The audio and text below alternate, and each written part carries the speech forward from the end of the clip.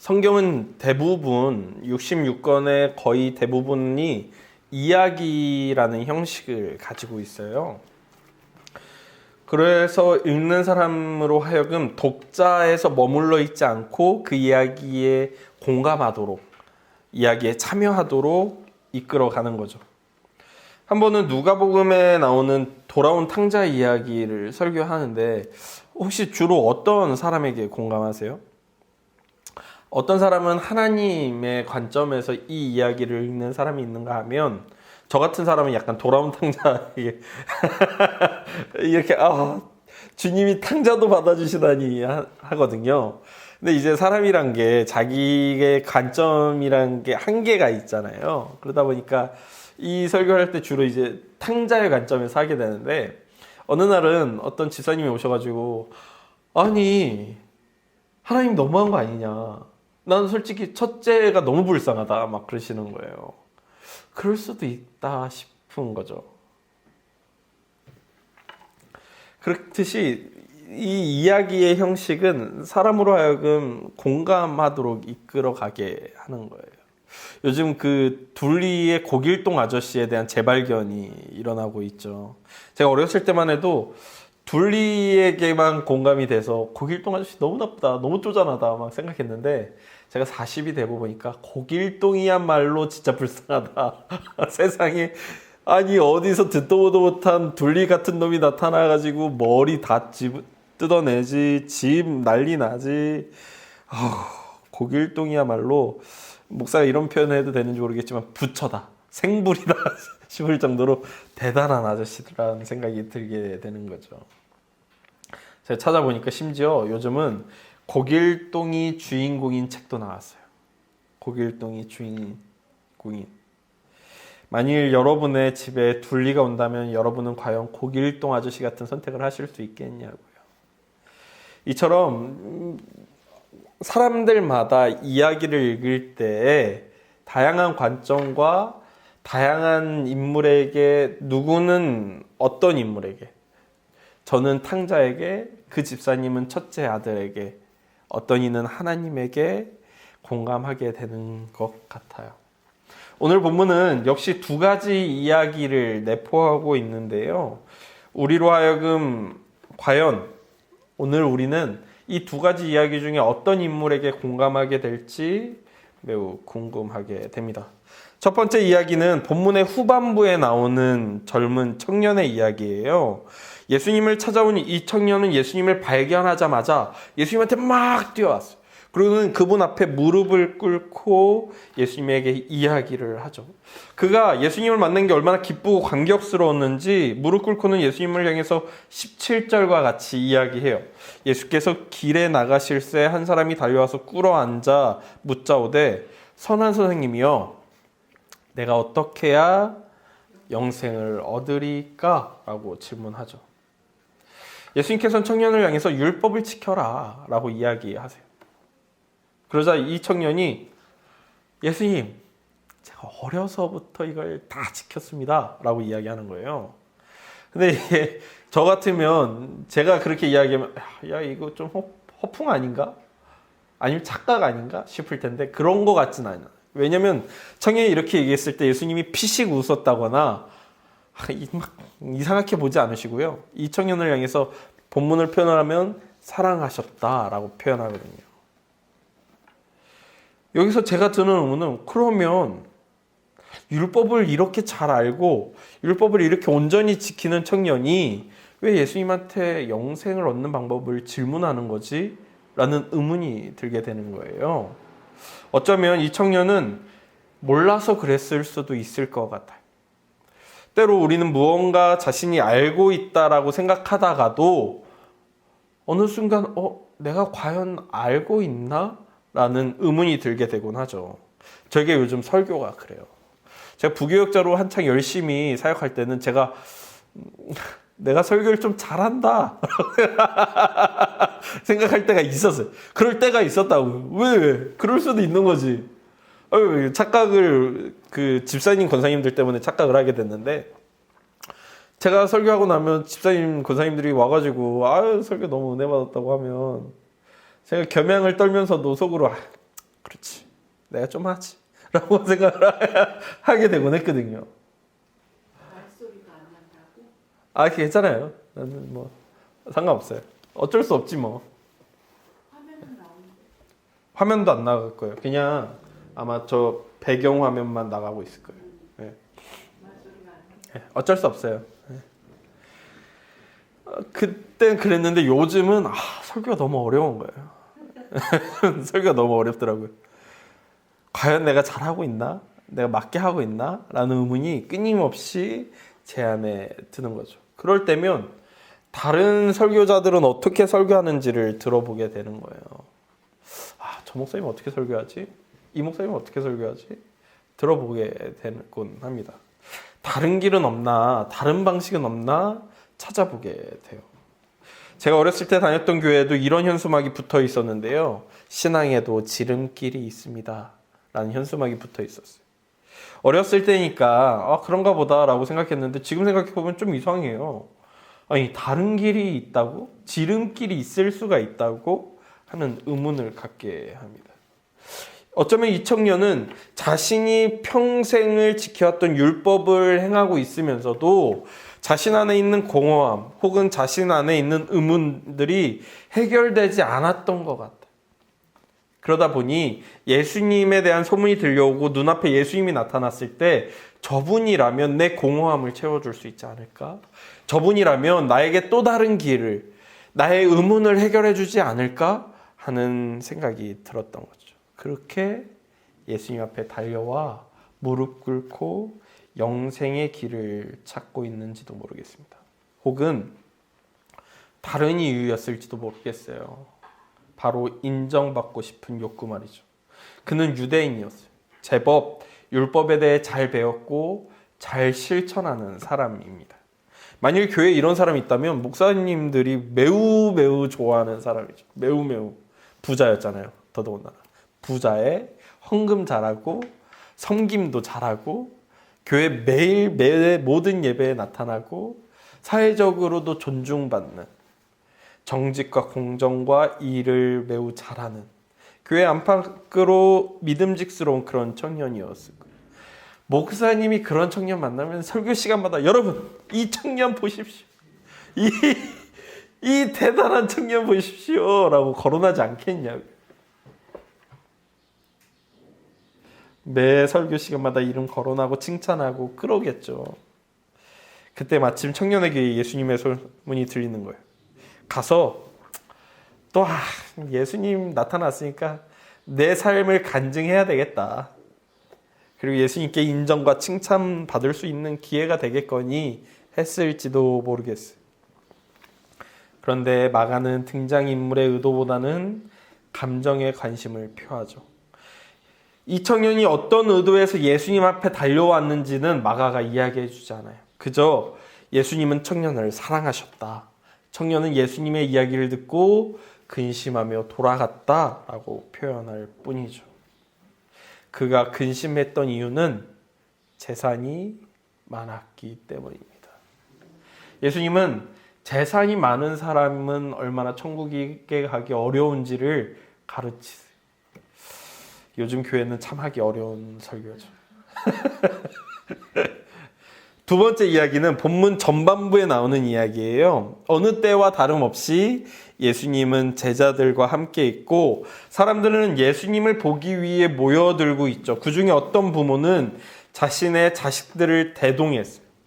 오늘 본문은 그 부모들의 의도를 13절과 같이 이야기하는데요. 이렇게 이야기합니다. 사람들이 예수께서 만져주심을 바라고 어린아이들을 데리고 오매. 유명하고 능력 있는 사람과 자식을 만나게 하고 싶은 건 어쩌면 부모의 당연한 마음인 것 같아요. 부흥회, 사경회, 수련회 등 여러 행사에서 말씀이 좋으면 앞자리를 차지하고 싶은 것이 사람의 마음이고 그 자리에 자신의 자녀를 대동하고 싶은 게 부모의 마음인 거죠. 저도 어려서부터 저희 부모님의 어머니의 강요회에 수많은 수련회와 부흥회, 사경회를 참여하게 됐었어요. 얼마나 지겨웠는지 몰라요. 난 당시에 예수님을 안 믿었으니까. 어머니가 부흥회만 되면 우리 누나는 두고 나만 그렇게도 데려갔어. 참 얼마나 힘들었는지 몰라요. 근데 제가 얼마나 교만했는지 어렸을 때 한 번은 어떤 부흥회 강사님이 오셔가지고 그분이 제가 기억하기에 헌금 설교를 그렇게 열심히 하셨어요. 심지어 내가 너무 싫었던 설교 중에 하나는 기억이 잘 안 나는데 솔로몬이 성전을 건축할 때 4개의 자재를 가지고 건축했다. 그러니까 다음날 내일 집회 올 때 어떤 사람은 7만 원, 어떤 사람은 70만 원, 어떤 사람은 700만 원, 어떤 사람은 7천만 원을 약정을 해와라. 그러니까 뭐 돌, 어떤 금, 이렇게 해가지고 7만 원, 70만 원, 700만 원, 7천만 원이라고 하는 거예요. 그리고서는 약정해와라. 그렇게 해가지고 해야 했는데 그게 너무 싫었던 거예요. 그게 너무 싫어가지고 그 다음날 물론 나는 약정해가지도 않았지만 다음날 그 목사님이 안수하면서 기도해준다고 하는데 내 차례가 와서 내 머리에 손을 대려가는데 나도 모르게 이렇게 피했는데 그 머리 이렇게 한번 대줄 수도 있는 건데 나도 모르게 이렇게 피한 거예요. 그 목사님 그냥 지나쳤는데 교만했다라고 지금은 생각하지만 너무 싫었어. 어쨌든 저희 부모님이 저를 그렇게 열심히 부흥회에 데려가셨어요. 왜? 그냥 얘가 하나님 만나고 좋은 말씀 들었으면 좋겠다라는 거죠. 오늘 본문 전반부에 나오는 부모들 역시도 그랬던 거예요. 예수님이라는 유명하고 능력 있는 사람이 우리 동네에 왔으니 그분의 말씀도 듣고 운이 좋으면 그분과 내 아이가 맞닿을 수도 있겠다라는 기대 가운데 자식들을 데려온 거죠. 문제는 제자들의 태도였어요. 어린 아이들을 데리고 왔을 때 제자들은 이렇게 반응하는데요. 사람들이 예수께서 만져주심을 바라고 어린 아이들을 데리고 오매 제자들이 꾸짖건을 이렇게 표현합니다. 왜일까요? 제자들이 왜 꾸짖는 거죠? 어쩌면 아이들의 부산스러움과 시끄러움 때문일지도 몰라요. 저희 집이 아들만 둘인데 얼마나 시끄럽고 부산스러운지 몰라요. 아들이 둘인데도 매우 시끄럽고 부산스럽더라고요. 제가 아들이 한 명이었을 때 그래도 집을 열심히 치웠는데 둘 되고는 청소를 포기했어요. 아무 의미가 없는 제가 그리고서는 아들을 혼내면서 이건 내가 죗값을 받는 거다라는 생각이 든 게 뭐냐면 제가 어려서부터 청소를 잘 안 했거든요. 학교 갔다 와서 우리 어머니가 야 내가 네 방 청소했는데 얼마나 애썼는지 아냐 그러면 어머 왜 청소했어? 난 더러워야 집중되는데 라고 말했던 게 기억이 나는 거예요. 그래서 그게 기억나면서 내가 죗값을 돌려받은구나 라는 생각이 들더라고요. 그러니 안 그래도 사람 많은데 부모들마다 자신의 자식들을 데려왔으니 그 자리가 얼마나 부산스럽고 시끄러웠겠냐고요. 제가 그 사역을 처음 시작하고 초창기에 저희 역할 중에 어떤 게 있었냐면 수요예배나 금요예배 때 온 아이들을 돌보는 게 제 역할이었던 때가 있었어요. 그 교회 공간 중에 하나를 비워놓고 부모들이 교회에 아이를 데려오면 그 공간에 데려다 놓는 거예요. 제가 그 공간에 있으면서. 그리고 걔네들 데리고 막 놀아주면서 예배가 끝날 때까지 있는 거죠. 왜? 목사님이 예민하셨거든요. 조금 시끄럽거나 조금 막 부산스러우면 설교하기가 어려우시니까 아이들을 따로 공간에 떼어놓게 하는 거예요. 그렇듯이 제자들이 그렇게 예민하게 반응하는 것은 아닌가라고 추측해 볼 수 있을 것 같아요. 또는 자신의 권력을 드러내는 하나의 방식이었을 수도 있는 거죠. 예수님께 다가갈 수 있는 사람과 없는 사람을 구별할 수 있다는 것은 권력인 거예요. 요즘 시대엔 그런 권력을 문고리 권력이라고 표현하더라고요. 국어사전에서 찾아보니까 이 문고리 권력이란 건 권세가의 측근 혹은 권세가와 연결시켜주는 사람이 가진 권력을 뜻한다고 해요. 문 안으로 들어갈 수 있게 해주는 문고리에 빗대어 이르는 말이라고 국어사전에는 나오더라고요. 그러니까 제자들이야말로 예수님의 최측근으로서 그분과의 연결을 결정하는 권력을 쥐고 있는 사람들. 예수님의 12 문고리라고 표현할 수도 있는 거죠. 아이들을 향해 치는 호통은 주변인들을 향한 호통이 될 수 있는 거예요. 예수님을 중심으로 서 있는 자신들의 권력을 드러내므로 사람들의 시선을 끌고 그들의 무의식에 자신들의 권력을 심어주는 매우 간교하고 매우 간사한 그런 의도가 담겨 있을 수도 있는 거죠. 우리는 이런 자리를 매우 좋아해요. 누구와 친한가? 누구와 가까운가? 그것을 통해 자신의 위치를 잡기도 하죠. 제가 이걸 실제로 본 적이 있어요. 하루는 그 기독교 백화점에 가가지고 책을 이렇게 보고 있는데 그 주인이랑 그 서점의 주인 아주머니랑 손님이랑 대화를 듣게 됐어요. 자기 교회를 막 자랑하면서 뭐라고 자랑하냐면 우리 목사님이 하용조 목사님이 매우 아끼던 목사님이다 라고 하면서 막 자랑하는 거예요. 그래서 내가 속으로 그렇구나, 좋겠다라고 부럽다 생각했는데 그거 똑같은 거잖아요. 누구의 아낌을 받았는가? 누구의 사랑을 받았는가? 우리 이런 거 엄청 좋아해요. 그래서 저도 설교 잘하고 굉장히 앞으로 잘 나갈 것 같은 몇몇의 형들과 친밀한 교제를 나누고 있습니다. 형 보고 있지? 그런데요, 예수님께서 그런 제자들에게 노하세요. 본문은 정확하게 이렇게 이야기합니다. 예수께서 보시고 노하시어 이르시되 어린아이들이 내게 오는 것을 용납하고 금하지 말라. 하나님의 나라가 이런 자의 것이니라. 젊은 청년을 향해 영생을 얻기 위해서는 모든 소유를 팔아야 한다고 말씀하시며 영생을 소유와 연결한 예수님께서 지금은 영생을 하나님 나라라고 표현하시며 어린아이와 같아야 한다라고 말씀하고 계시죠. 이 두 이야기는 연결되어 있어요. 오늘 본문이 길고 두 이야기가 따로 떨어져 있는 것 같음에도 불구하고 한 주에 몰아서 이야기하는 것은 이 두 이야기가 연결되어 있기 때문이에요.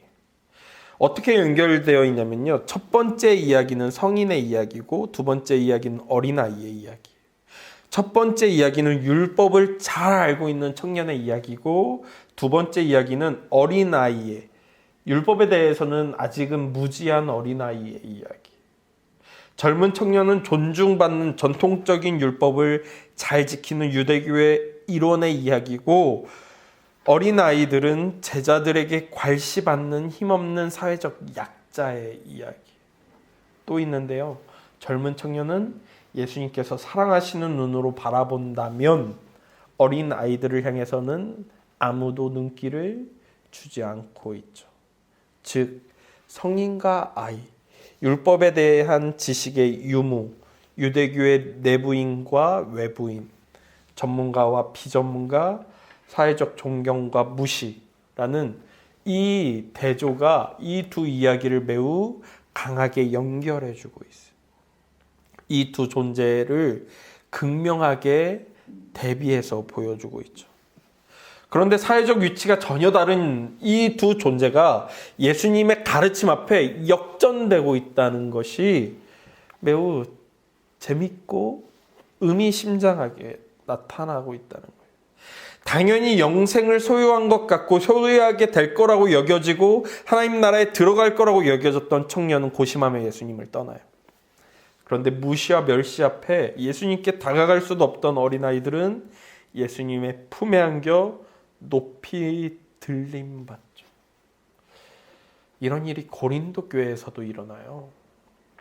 고린도 지역은 한때 로마와의 대립으로 인해 파괴되고 폐허와 같이 되었던 도시였어요. 그러다가 율리우스 카이사르라는 사람이 로마의 식민지로서 고린도 지역을 사용하기로 결정하고 로마는 군대가 매우 잘 되어 있었잖아요. 그런데 그 군인들로 평생을 로마에 헌신했던 사람들 중에 퇴역한 군인들이 살 도시로 이 고린도를 택해요. 그리고서는 고린도를 재건하죠. 그런데 이 지역이 매우 재건이 잘 되었나 봐요. 그러다 보니까 문화와 교역의 중심지로 급부상하게 되었어요. 그래서 퇴역한 군인들만이 아니라 이탈리아의 자유민들이 이주해 오고요. 당시 비문들을 보면 당대의 현자들과 가문이 좋은 사람들 그리고 사회적으로 힘 있는 사람들이 이 지역에 살았다는 비문들이 발견되었어요. 즉 당대 부유한 문화 도시라고 하면 사람들은 고린도라는 지역을 떠올리게 되는 거죠. 그런데 그 교회가 세워진 거예요. 그러니까 얼마나 힘 있고 돈 있고 가문 좋은 사람들이 이 교회에서 다녔을지 우리가 생각해 볼 수가 있는 거죠. 그런데 그런 사람만 고린도에 있었겠냐고. 그렇지 않은 사람도 있었던 거죠. 교회에는 다양한 사람들이 모였을 거예요. 그러자 힘 있는 사람과 가난한 사람들 사이에 차별이 고린도 교회에 있었던 겁니다. 고린도전서 11장을 보면 이렇게 표현해요. 너희가 먹고 마실 집이 없느냐? 너희가 하나님의 교회를 업신여기고 빈궁한 자들을 부끄럽게 하느냐? 라고 바울이 책망하는 것이 나오죠. 고린도 교회 안에 부자와 가난한 사람들 간에 심지어 식탁교제를 할 때도 교회 안에서 함께 식탁교제를 함에도 불구하고 차별이 있었던 겁니다. 그런 교회를 향해 바울은 매우 크게 책망해요. 그러면서도 바울은 고린도 교회를 향해 자신과 고린도 교회를 비교하며 이렇게 이야기하는데요. 우리는 그리스도 때문에 어리석으나 너희는 그리스도 안에서 지혜롭고 우리는 약하나 너희는 강하고 너희는 종기하나 우리는 비천하여 바로 이 시각까지 우리가 줄이고 목마르며 헐벗고 매맞으며 정처가 없고 또 수고하여 친히 손으로 일하며 모욕을 당한즉 축복하고 박해를 받은즉 참고 비방을 받은즉 권면하니 우리가 지금까지 세상의 더러운 것과 만물의 찌꺼기같이 되었도다 라고 선포해요. 사도인 나는 이렇게 세상에 버려진 자같이 되었는데 같은 예수님의 부름받은 너희는 왜 서로 그렇게 미워하고 다투고 교회가 아닌 것처럼 행하느냐라고 책망하죠. 마치 젊은 청년처럼 왜 그렇게 행하느냐라고 책망해요. 다시 오늘 본문으로 돌아와 젊은 청년과 어린아이를 대하는 예수님의 태도를 볼 때에 전혀 다르지 않은 것을 보게 돼요. 젊은 청년이 부자인 것과 어린아이가 소유물이 없는 것은 예수님께서 그들을 대하실 때에 차별을 둘 이유가 되지 않습니다. 젊은 청년이 율법에 박식한 것과 어린아이가 율법에 대해 이해가 적은 것은 이 둘을 대할 때 예수님이 다르게 대할 이유가 되지 못합니다. 예수님은 젊은 청년도 사랑스럽게 바라보시고 어린아이도 안으시고 안수하시죠. 즉 예수님은 청년도 사랑하셨고 어린아이도 사랑하셨다고요. 다른 것이 있다면 그런 예수님을 대하는 청년과 어린아이의 태도죠. 청년은 소유가 많아 근심하며 예수님을 떠나고 아이는 예수님이 안으시면 안으시는 대로 받아들여요. 제가 고민하고 고심하게 되는 자리는 바로 그 자리였어요. 과연 하나님이 나를 어떻게 바라보시는가, 하나님이 내 삶을 어떻게 판단하시는가가 내게 중요한가? 아니면 하나님은 여전히 나를 젊은 청년처럼 어린 아이처럼 사랑하시며 바라보시는데 나는 그 시선에 맞게 반응하고 있는가 돌아보게 되는 거였죠. 어려운 점은 과연 그 사랑에 우리가 반응할 수 있느냐 하는 것. 정말 모든 것을 버리고 따를 수 있는가? 그저 예수님이 인도하시는 대로 따를 수 있는가? 이끌려 갈 수 있는가? 이 지점인 거예요. 확신하실 수 있겠냐는 거죠. 나는 젊은 청년과 다르게 반응할 수 있다. 나는 어린아이처럼 하느님 앞에 설 수 있다. 라고 확신할 수 있겠냐는 거예요. 제가 고민하게 된 지점은 바로 그 부분이었던 거죠.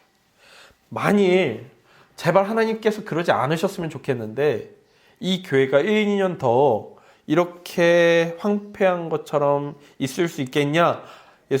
하나님께서 물으신다면 안 그러셨으면 좋겠다.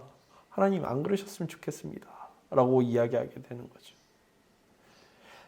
만일 우리가 이 교회를 그렇게 되면 저 그냥 포기하고 싶은 마음이 너무 들 것 같은 거예요. 차라리 포기하고 말지 몇 년을 더 이렇게 더 보낼 수 있겠느냐 그러면 싫은데요 라고 생각하게 되는 거예요. 재정적으로 곤고하고 곤핍하게 더 지낼 수 있겠느냐 라고 물으신다면 하나님 안 그러셨으면 좋겠습니다 라고 고백하고 싶은 거죠. 근데 조금 전에 읽었던 고린도의 교회에서 바울의 고백은 나는 예수님 때문에 세상의 끝에 서서 비천한 자가 되었다. 라는 그 고백이 제 마음을 찔러오더라고요. 넌 지금 그렇다면 젊은 청년과 다를 것이 없다. 라는 거였어요. 어떤 상황에서 어떤 환경에서 처할지라도 하나님을 믿고 순종하며 그분의 길 위에 설 수 있겠느냐. 네가 생각하는 최악의 상황에서도 그분을 신뢰하며 의지하며 걸을 수 있겠느냐. 네가 생각하고 기대하고 소망했던 것과 다른 길일지라도 갈 수 있겠느냐 물으신다면 안 그러셨으면 좋겠다라는 게 저의 솔직한 심정이었던 거죠. 그래서 네, 가능합니다 하는 대답은 사실 그저 소망일 뿐인 거예요. 어려울 것 같은데요 라는 대답 역시 두려움에 기반한 조심스러운 대답이지만 어쩌면 가능하지 않을까 하는 생각도 드는 거였어요. 그래서 제가 생각하게 된 소망은 이런 거였어요. 제가 아이를 낳기 전에 가지고 있던 두려움이 있었어요. 과연 내가 이 아이를 위해 헌신할 수 있을까? 이 아이를 위해 포기할 수 있을까? 그래서 아이를 먼저 낳은 사촌 형을 만났을 때 형, 아이 낳으면 뭐가 좋아? 라고 질문했고 그 대답을 들었을 때 그럼 난 아이를 낳지 말아야 되겠다 생각했었거든요. 그런데 아이를 막상 낳아 보니까 자연스럽게 되는 것들이 있더라고요. 하나님께서 나에게 너 그 길을 끝까지 갈 수 있겠느냐 물으신다면 사실 지금 심정으로는 하나님 이 상태로는 끝까지 못 갑니다 라고 고백할 것 같아요. 그러나 길을 한 걸음 한 걸음 그저 눈앞에 보이는 길을 한 걸음 한 걸음 걷다 보면 그리고 그 모든 한 걸음에 하나님께 순종하며 정직하며 정결하고자 애쓰며 거룩하고자 신실하고자 애쓰다 보면 어느 순간 하나님의 부르심 앞에 서는 그날이 있지 않을까라는 기대가 또한 되게 되는 거였어요. 인생이 끝나는 그 순간까지 젊은 청년과 다르게 어린아이와 같이 설 수 있겠느냐 물은다면 어렵겠지만 오늘 이 순간 젊은 청년과 다르게 어린아이와 같이 설 수 있겠느냐 하면 가능하겠다라는 거였어요. 그러므로 저는 소망합니다. 그저 믿음의 여정이 때론 젊은 청년처럼 근심하게 되지만 결국엔 어린아이와 같이 예수님의 품에 안겨 그분의 인도를 따라 오늘 하루를 감당해내길. 그저 때론 젊은 청년처럼 순종하는 것에 실패할 때도 있겠지만 다시금 예수님을 따라 그분에게 모든 확신을 두고 순종하는 내가 되길. 때론 젊은 청년처럼 예수님을 떠나게 될지라도 결국엔 어린아이가 그 부모를 찾듯 예수님을 찾아 그분의 품에 안겨 참된 평안과 위로와 길을 찾길. 그래서 모든 것을 팔았으나 모든 것을 소유하는 놀라운 뒤집어지는 삶을 그 영과 길을 오늘도 걷기를 소망하게 되었습니다. 우리가 삶의 끝을 바라보며 될까 안 될까를 두려워하지 말자고요. 그저 오늘 내 눈앞에 주어진 이 길을 하나님 순종하겠습니다. 걷자고요. 그렇게 하루하루를 한순간순간을 하나님 앞에 드리는 우리 모두가 되었으면 좋겠습니다. 기도하겠습니다. 하나님, 오늘 본문은 우리에게 젊은 청년과 어린아이를 대조하여 보여주며 청년의 길을 포기하고 어린아이의 길을 선택하라고 권면합니다. 하나님, 감히 제가 인생 끝까지 그러겠다고 장담은 못하겠습니다. 그러나 오늘 하루만큼은 그러겠다고 약속하겠습니다. 그렇게 하루하루를 걷게 하시고 그 길에 동행해 주시고 그 길을 인도해 주시고 이 길을 끝까지 걸어갈 수 있도록 도와주십시오. 하루하루 그렇게 살아가다가 그 길이 끝났을 때는 하나님, 다행히 하나님 덕분에 이 인생 끝까지 올 수 있었습니다. 고백할 수 있는 우리 모두가 되게 하여 주십시오. 주님 앞에 그 품에 안겨 그 평안과 위로 가운데 삶을 살아가기를 소망하며 예수님의 이름으로 기도했습니다. 아멘. 함께 주기도문 하겠습니다. 하늘에 계신 우리 아버지, 아버지의 이름을 거룩하게 하시며 아버지의 나라가 오게 하시며 아버지의 뜻이 하늘에서와 같이 땅에서도 이루어지게 하소서. 오늘 우리에게 일용할 양식을 주시고 우리가 우리에게 잘못한 사람을 용서하여 준 것 같이 우리 죄를 용서하여 주시고 우리를 시험에 빠지지 않게 하시고 악에서 구하소서. 나라와 권능과 영광이 영원히 아버지의 것입니다. 아멘. 기도를 멈추지 마라.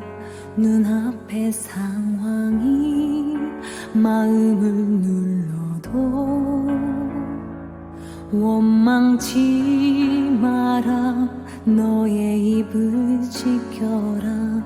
저들은 너의 입을 보고 있다. 마음을 뺏기지 마라. 내가 널 도우지 않는단 소리에 너의 모든 게 불리해도 너는 기도를 계속해라. 너 기도를 멈추지 마라. 내가 너의 그 모든 상황을 바로 역전시키리니 너 기도를 멈추지 마라. 내가 잠시도 쉬지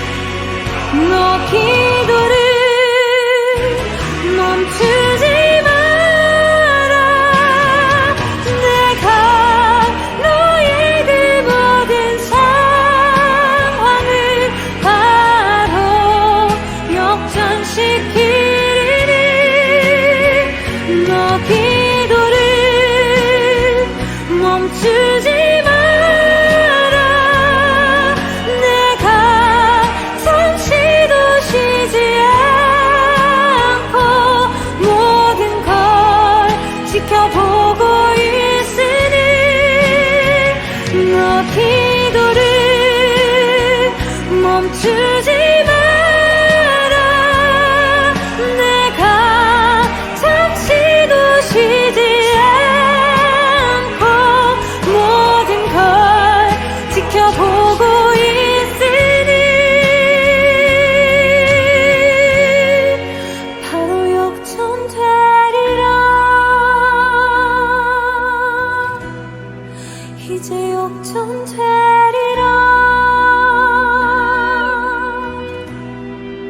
이제 역전